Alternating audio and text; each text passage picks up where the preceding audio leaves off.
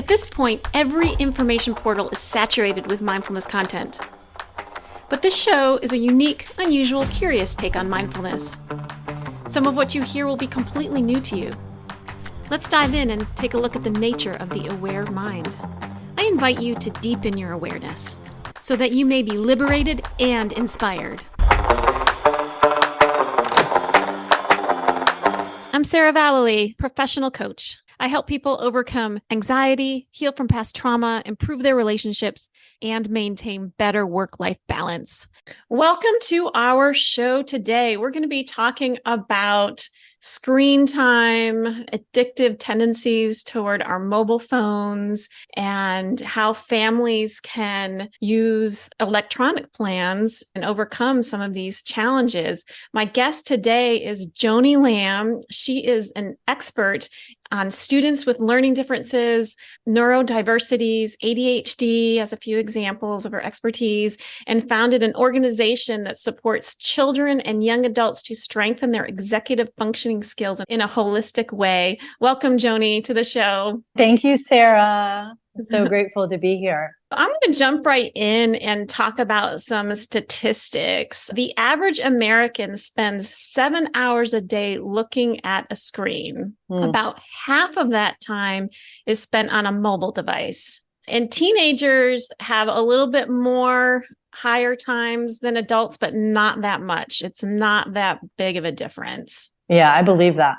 And there are 21 countries who spend more time on their devices than the US. So we're not the top. So that's good news. Surprising. Yeah, I was surprised too.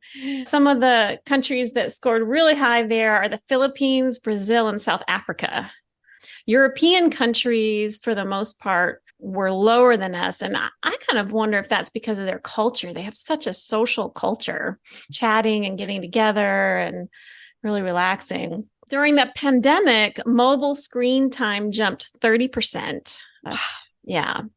So globally this year, there were many drops in screen time in different countries. The Philippines had the largest drop of an hour and 15 minutes.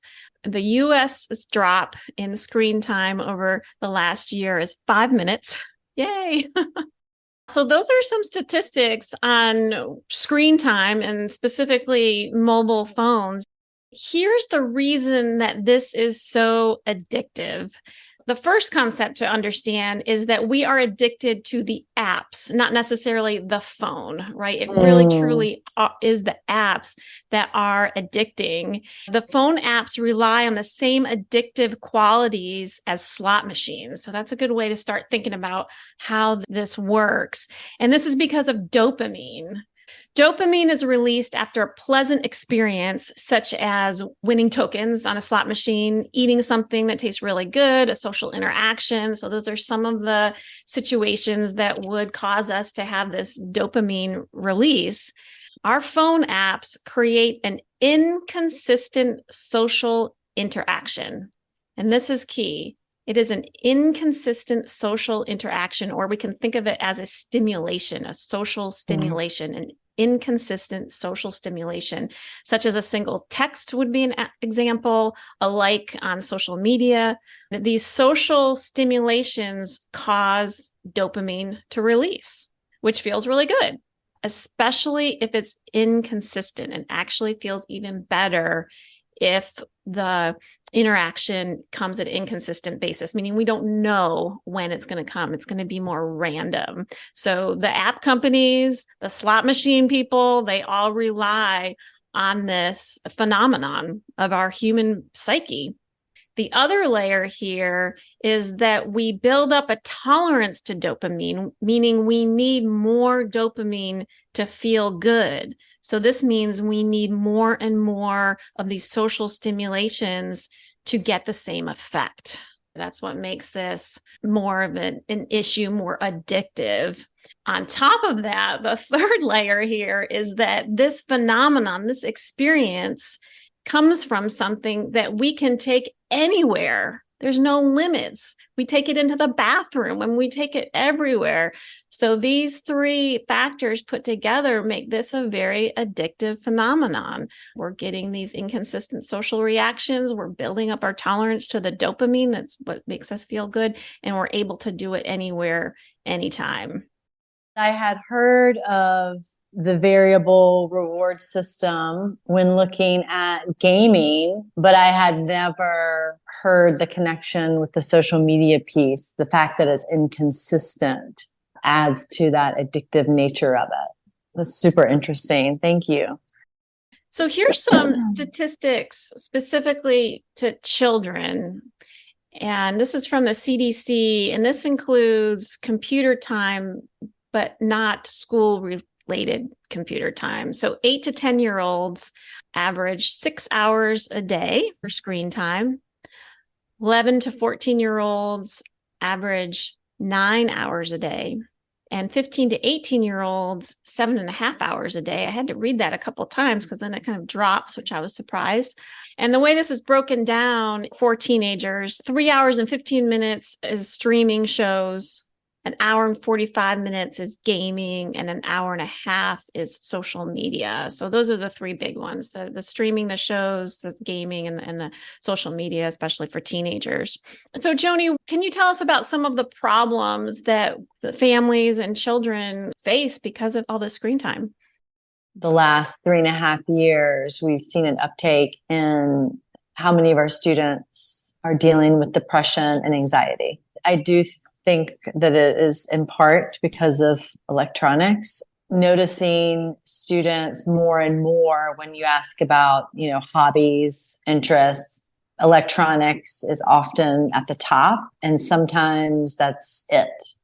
That makes sense. Kids are losing out on participating in other hobbies and activities because they're dedicating so much time to their phones. I mean, there are only so many hours in the day. There's all that information out there about how, it really does affect your mental health, bringing you into feelings of depression and loneliness because of the comparing on social media, right? All of us, adults and children alike, we're going on social media and we're comparing ourselves. We might feel like we don't have as many friends as other people. We might not feel like we're having as much fun as others. So it can really have a negative impact on our mental health. For adults, having those work apps on our phone can be not good for our work-life balance. And there's also a lot of studies out there that show that the phone use is connected to obesity in children and also poor sleep. I've seen that cycle, with sleep and obesity. My 3 teenagers, when they were all young, I was very clear around boundaries, and I'm so grateful I was. But they had, 30 minutes of screen time at night. I had no idea that my oldest was getting up in the middle of the night and going downstairs, getting an electronic device and being on it for hours at night, and then would put it back. Zero idea. Then what happens is when there's that sleep deprivation that happens at night, then of course the next day, because they're feeling fatigued, they need more dopamine hits to stay awake, to stay alert, especially if they're in school. Then, we get the high carb, high sugar thing going. We get the Starbucks drinks going, and then electronics. So many students say, when I feel tired, the only thing I can do is be on electronics. Because as you mentioned at the beginning, the makers of these have that figured out. You can be half asleep and do electronics. So it's that addictive cycle of, I feel crappy from doing this. And because I feel so crappy, there's nothing else I can do except do more of this. I had the same thing happen to my oldest child. My kids had to plug their phones in my room at 8:00 every night. So my older son would come in the middle of the night in my room, would lay on the floor in my room with it plugged in into the charger on the phone. Yeah. Yeah. So I don't think you and I are alone on that. I think that happens. So here's a little bit of a self quiz. If anybody out there listening is wondering, am I maybe just a little bit addicted to my cell phone? So here's a few questions to ask yourself. Are you having trouble completing tasks? Are you challenged to feel connected to people in the real world? Do you get irritated if your online time is interrupted? Do you conceal your phone by holding it under the table or separate yourself from others to use your phone? Do you check your phone in the middle of the night?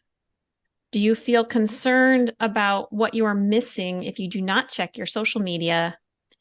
And do you feel phantom vibrations or hear phantom tones? I remember the first time I experienced that, the phantom tone ring, like, a couple years after I'd had a phone. Man, that is weird. It's so weird. Yeah. Oh my gosh.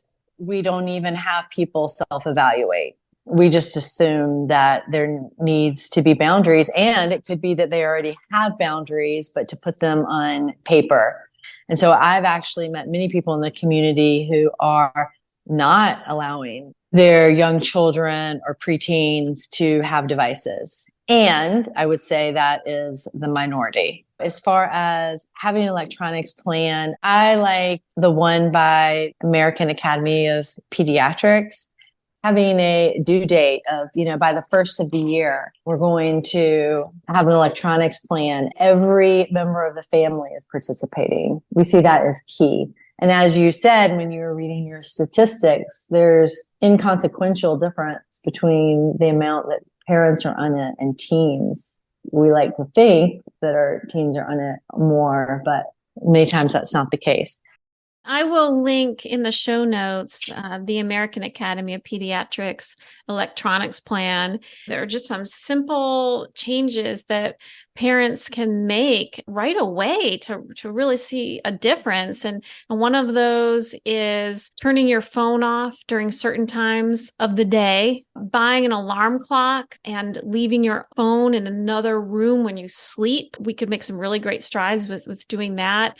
And weaning your phone checks, beginning with checking your phone every 15 minutes and then every 30 minutes, and to help us wean from that like constant checking.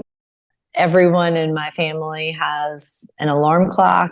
Give an alarm clock, give a flashlight, give a timer, give, all those things that it's like, oh, I need my phone, a camera, just to not have to have it all the time.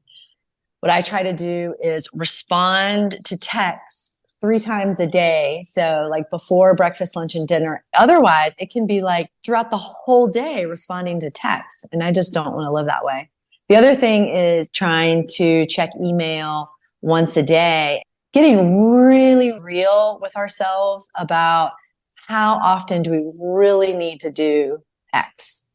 I do not want to end my life thinking, oh, I hope everyone was pleased with how quickly I responded. It's like, no way. If I have no boundaries around it, it can literally take up the whole day. The other is dopamine detox days, something that we suggest to the families we work with. It is a way to reset those dopamine levels. I typically do it on Sundays. No flour, no caffeine, no sugar, no electronics. And I try to spend a lot of time in nature on Sundays. On Mondays, there's a reset. Feels like it clears out my dopamine system.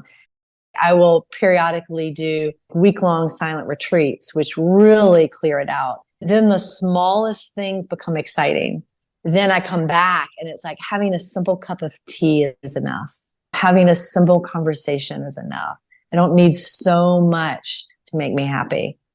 If we can take a look at our phone and see which apps on there are things that we can actually do from our computer, those are really good ones to start with to remove from your phone, because yes, you're still using it, you're on your computer, but it's different because you're not going to take your computer all over the place with you every moment of the day. And so that's the big difference about doing these apps on your computer versus doing them on your phone. There's a little bit more boundaries set in as far as time and places. I really love that suggestion. As a mindfulness teacher and mindfulness coach, I love the part about being mindful of what is going on in your system, in your emotions, in your thinking, in your body right before you reach for your phone? Mm-hmm. Is it loneliness or is it boredom? What mental state, what emotional state, or even a physical state? You could have a physical discomfort that prompts you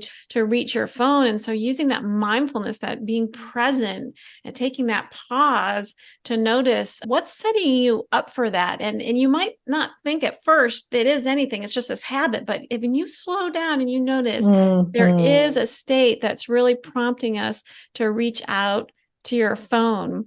For parents, the more vulnerable we can be with our teens, more vulnerable we can be with ourselves, first and foremost, but then with our family members about our own personal stories of, yeah, I really notice I reach my phone when that thought comes in of, I don't have enough friends. For me, it's often, I've got to get this thing done. And that feels uncomfortable. So something on the phone will feel more comfortable. I don't know if families realize how much kids are on electronics schools. I was a teacher for 20 some years. I will tell you that some schools, it's pretty much all day long, they're looking at a screen. There aren't that many schools or teachers who say no phones anymore. They come home and they're like, oh, I need some screen time. And I think a lot of parents think, yeah, they've been at school all day. My philosophy is that when our kids are young, may we wait as long as possible to introduce them to electronics. You as a parent brainstorming different ways to get those needs met for yourself besides handing, the child an electronics device is well worth the time. Secondly, like I mentioned, is having super clear set time boundaries. It might be hard for a few weeks, and it is so worth it. With all that being said around creating structure and boundaries around electronics, at a certain age, we have to let go. I mean, we know that around anything.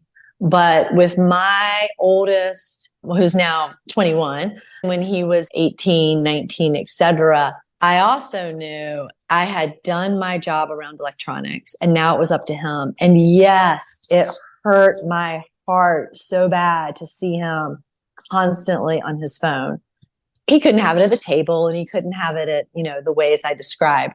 But now that he's 21, he has come and said, oh, it makes me so sad to think how many hours I spent on electronics.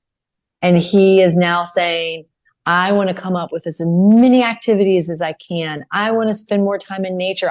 The seed was planted. He had to go through his sanskaras around electronics.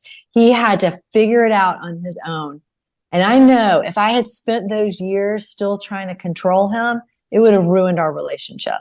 As a coach who specializes in helping people heal from trauma and heal from anxiety, I would say one of the important reasons as a parent to limit that phone time and that computer time is so the children do develop good coping skills, because what ends up happening is that our coping skill is our phone and doesn't really even work. It's just kind of like something that we just think in our mind that it's going to help, but it doesn't actually help. And it often can make things worse. So it's so important to, as you're an adult now, realizing you want to limit your phone time, or you're a parent who's going to limit your phone time for your children, limit the time, and then also think about what you're going to replace that time with that is healthy coping strategies, whether that's, a breathing technique or a mindfulness technique or calling a friend, asking for emotional support.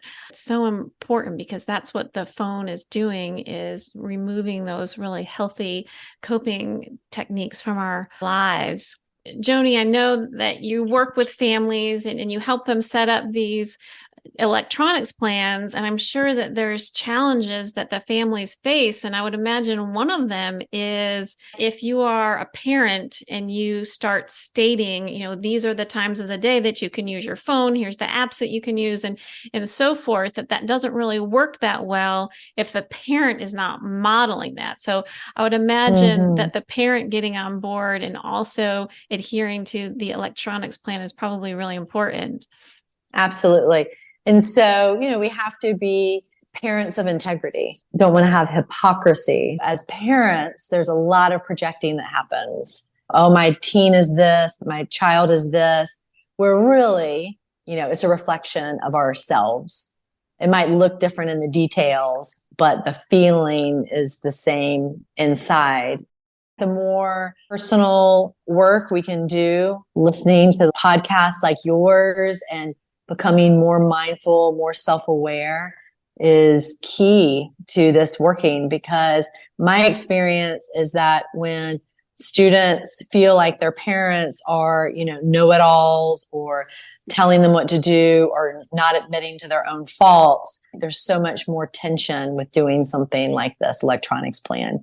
Whereas parents who are very respectful and honoring of their teens and children, there's more openness to doing something like this.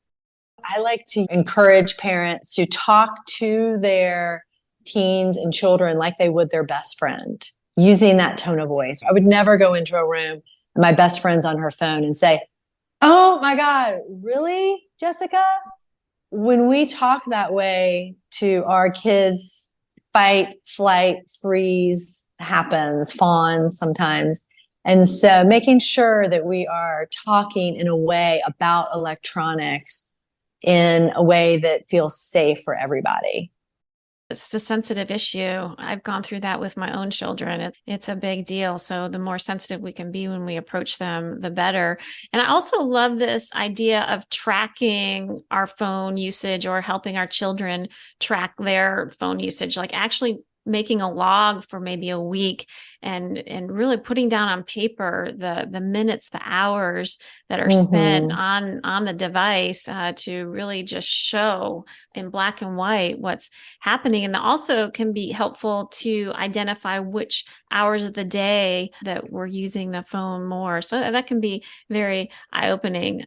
So I had a student I worked with last year. When I first started working with her, I was blown away. She was a homeschool student. She rode horses. She would go out in the summers and work on a ranch out west. She made jewelry. She had her own little art studio that she created in an old shed and did, I kid you not, like 12 different mediums. She did Taekwondo. She was an incredible writer as well. And so when she first came, she would talk enthusiastically about all of these things she was doing. And oh my gosh, I just felt like I was such a proponent of homeschool listening to her and how she had all these hours to dive into these interests and passions. And then she was given a phone. She started doing Minecraft because like many parents, the parents thought, oh, Minecraft is the most innocent of all the different games. One by one, she started doing less and less and less of each of those activities. And it was breaking my heart. We know it's to the point where it's unmanageable if it starts to change our activity level and our enthusiasm for our activities. She was less and less enthusiastic about these things that months before she was very enthusiastic about. So then she wanted to spend less and less time because she wasn't getting much pleasure from them anymore. We were talking about with the dopamine and doing dopamine detoxes and spending time in nature, which is a dopamine reset. That all those things can build the will to want to do more activities. Simon Sinek says that us not having boundaries around electronics with our children and teens is analogous to when I was growing up, giving my generation the keys to the liquor cabinet.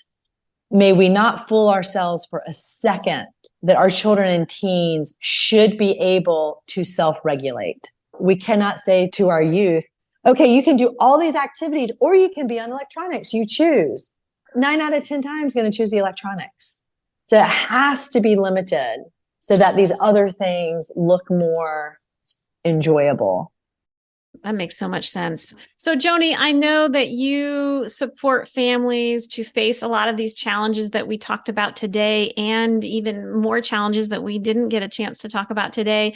Will you share with us about your organization and how people can get a hold of you? We are called the Center for Inspired Education, Our website is www.centerforinspirededucation.com.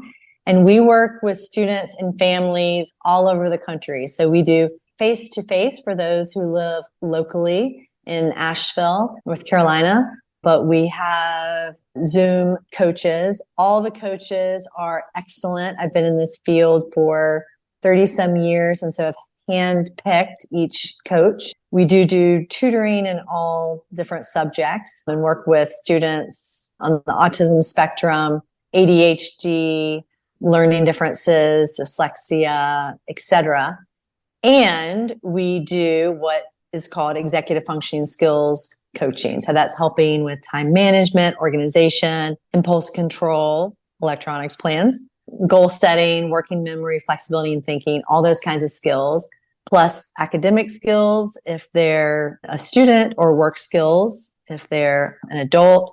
And we do life coaching as a part of our executive functioning skills coaching. I'm so glad you were here. Thank you. The Aware Mind podcast is a TSD mindfulness production. Please check out our show notes for upcoming events and links to additional resources. Please visit our website at tsdmind.org. That is T as in tame, S as in soothe, D as in dwell, mind as in mindfulness.org. And don't forget to follow us on Instagram at TSD_mindfulness.